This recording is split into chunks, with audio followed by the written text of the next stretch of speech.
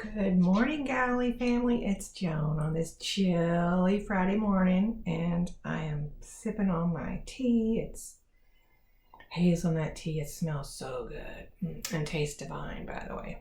I wanted to show you some of our beautiful trees in our backyard, but it's a little early. Have to wait on that. Wanted to talk to you a little bit today about families. Many of you know I teach Sunday school. And we're spending a good couple of weeks on Jacob's family. That is a dysfunctional family with a capital D. All the letters are capital. Dysfunctional family. The parents show favoritism. Not good. I mean, that probably pitted the two brothers against each other from the get-go. Favoritism, not good. And then you have a mom and a son planning and plotting to deceive her husband and his father. Who does this? And then Esau comes in. He's like an in-the-moment kind of guy, isn't he? And he threatens to kill his brother. Yikes. So his brother Jacob has to go live with Uncle Laban for a while, and now we've got him. It's like poor Jacob has jumped out of the frying pan into the fire. Laban takes advantage of him, switches sisters on their wedding night. Wow, I just can't get over it. The sisters are jealous of each other. They mistreat their servants. Here, sleep with her. Yikes. I mean, it is such a sinful family, yet, and it's difficult to teach this to kindergartners too, like, don't do this and don't do that. It's in the Bible. But God was gracious to them. God was gracious. God stuck to the plan. He fulfilled his plan through them, no matter what they did to try to help him along, which is what we try to do too.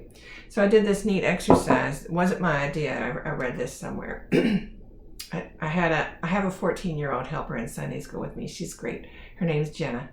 So I showed her a piece of candy, and I said, my plan is I want you to have the candy. Okay, so she was blind, but she needed to listen to me. So she blindfolded herself, and she was standing there, and I said, Jenna, take 3 steps forward. And she turns around and sits down.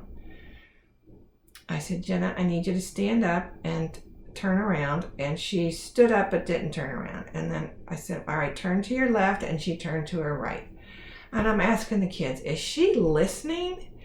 No, she's not listening. I said, does she deserve this candy? No, she doesn't deserve the candy. Well, I'm going to keep trying because my plan is for Jenna to have the candy.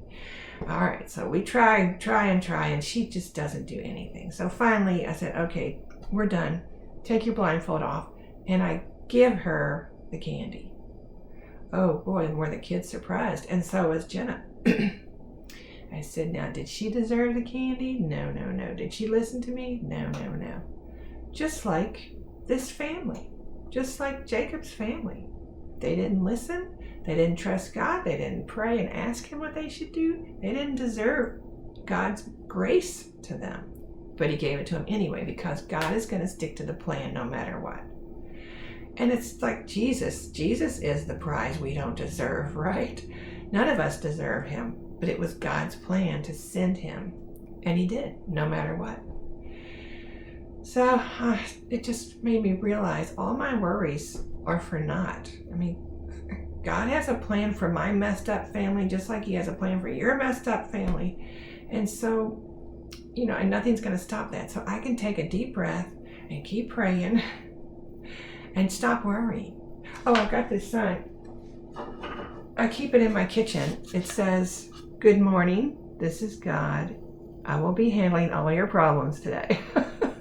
And I like to move it around so I don't get used to it in one place because I want to notice it every day, that I can lay down my worries. But I know I'll pick them back up again. That's just what we do. So I just keep praying and remind myself, and I want to remind you of God's plan.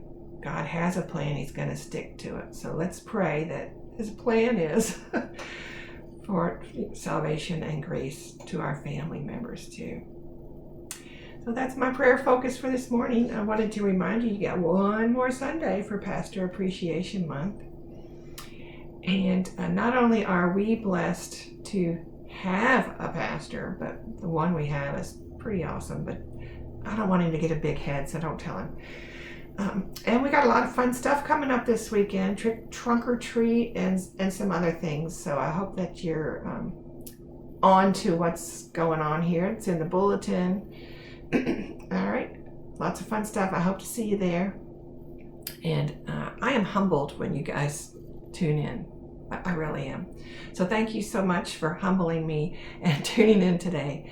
And I'll see you next time I see you. Love you guys so much. Thanks.